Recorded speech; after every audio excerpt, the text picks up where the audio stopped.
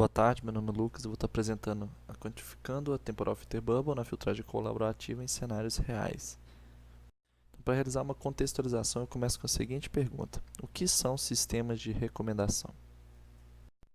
Sistemas de recomendação são sistemas que dão recomendações personalizadas baseadas no perfil do usuário, ajudando assim ele no processo de seleção diante de uma grande quantidade de variedade de opções. Dada essa personalização realizada pelos recomendadores, surgiu a preocupação de que sistemas de recomendação estariam afunilando as opções do usuário, reduzindo a diversidade de opções e, consequentemente, a capacidade de decisão dos usuários. E esse é um problema conhecido como filter bubble. Mas a gente deseja avaliar um outro cenário. Será que o fenômeno do filter bubble poderia afetar outras características dos itens recomendados, tais como a idade do item no sistema? Visto isso, o nosso objetivo é avaliar a dimensão temporal relacionada aos fenômenos de filter bubble em sistemas de recomendação. Nossa hipótese de trabalho, então, é que sistemas de recomendação apresentam aos usuários a cada momento t apenas itens consumidos em um curto período temporal contínuo delimitado por t, que é o que está nessa imagem. Essa nossa hipótese, ela originou-se da observação que, de uma perspectiva temporal, que usuários com gostos similares eles podem ser divididos em dois grupos diferentes.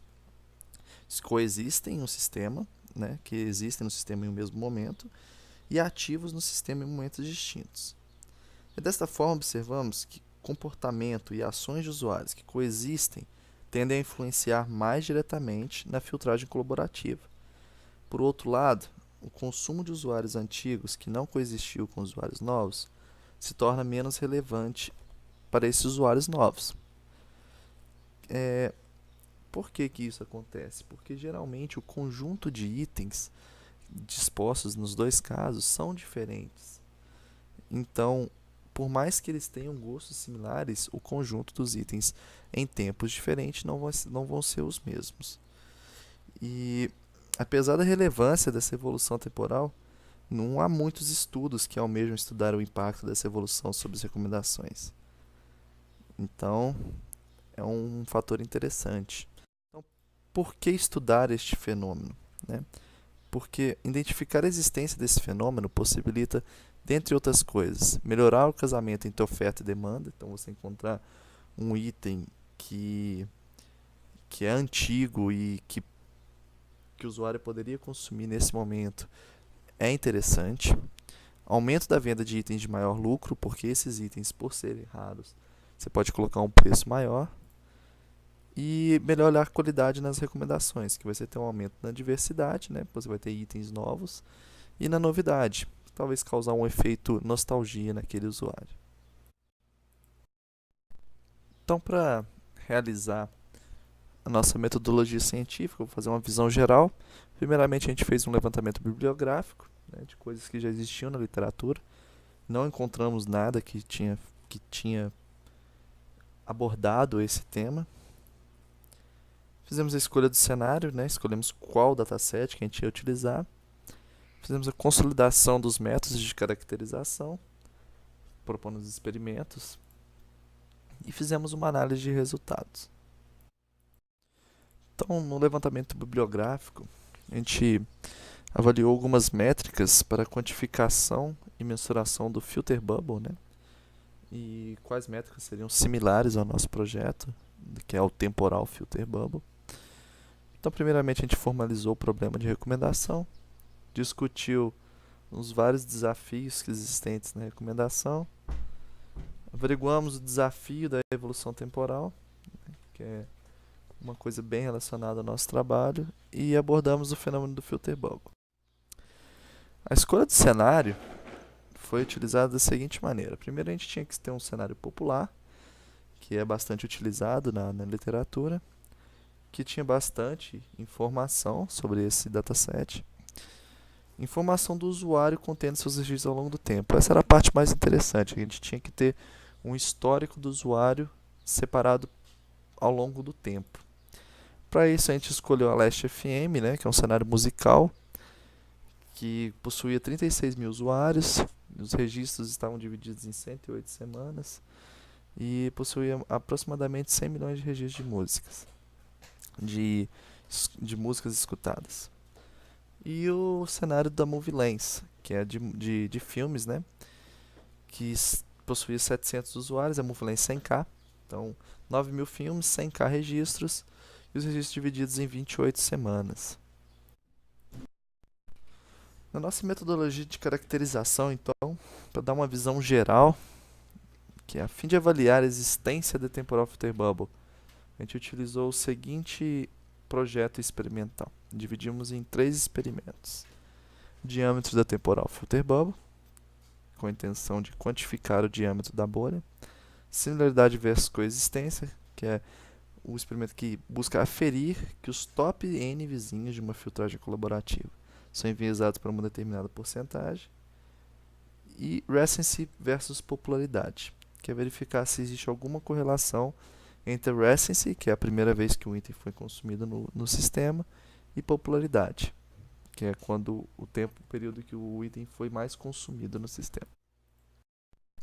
Então, na nossa análise de resultado do primeiro experimento, que é do diâmetro da Temporal Filter Bubble, a gente utilizou a base da Movie Lens, a 100K, e a gente analisou 50% dos períodos mais recentes. Por quê? Porque a gente gerou recomendações com o passado do usuário. Então, o que acontece? O nosso objetivo nesse experimento é avaliar a nossa hipótese de que sistemas de recomendações tendem a recomendar itens apenas dentro de uma bolha temporal. Então, o que a gente fez? A gente pegou para cada período temporal e calculou a idade média dos itens recomendados para aquele período temporal. Então, a partir da metade da base, a gente começou a calcular para cada período T qual era a idade daqueles itens que estavam sendo recomendados para aquele usuário. Então, o nosso resultado para um período de uma semana, a gente teve esse primeiro gráfico que mostra as bolhas, né, de cada período. Então, na verdade, o 14 é a primeira bolha, a 15 vai estar aqui no meio.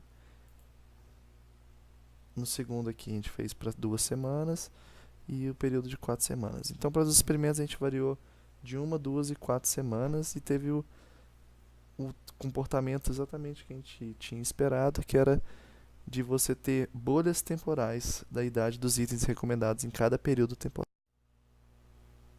Então, para similaridade e coexistência, o objetivo desse experimento é mostrar que os vizinhos, que o top N vizinhos mais similares tendem a ser aqueles vizinhos que estiveram ativos no sistema no mesmo período do que os outros usuários. Né? Então, os usuários mais similares tendem a coexistir no sistema. Para esse experimento, a gente variou os períodos temporais então, de 1, 2 e 4 semanas. Utilizamos a base da Last.fm e variamos também o número do top N que a gente ia utilizar. Então, fazendo a análise gráfica aqui da similaridade e coexistência, a gente variou os períodos entre 1, 2 e 4 semanas. Variamos o tamanho da vizinhança entre 5 e 100. E para exemplificar, vou pegar em consideração o terceiro gráfico, que é o período de 4 semanas, onde no eixo X a gente tem a porcentagem de usuários do sistema, no eixo Y a gente tem a porcentagem de coexistência no sistema, e o que pode observar é que mais de 50% dos usuários, né, dos usuários mais similares, do top 5, por exemplo, eles estiveram ativos, eles coexistiram no sistema em 70% do tempo. O que isso significa? Significa que dos seus momentos de atividade no sistema, os top 5 coexistiram de no mínimo 70% do tempo, que valida a nossa premissa aqui, que era baseada na coexistência e similaridade. Análise de resultados de recency e popularidade. A gente fez um projeto experimental, utilizando a base da Last.fm também, dividimos temporalmente e calculamos as métricas de correlação de Kendall-Tal e Pearson. Verificamos se existe uma correlação entre recency e popularidade. Então a gente obteve resultados para todas as métricas de correlações fortes. Então a gente conclui que existe sim uma correlação entre recency e popularidade, é uma correlação forte. Com isso a gente conclui nosso trabalho, né? E definitivamente isso acrescenta algum valor ao cenário de recomendação, porque é um fenômeno novo que deve ser estudado. Obrigado.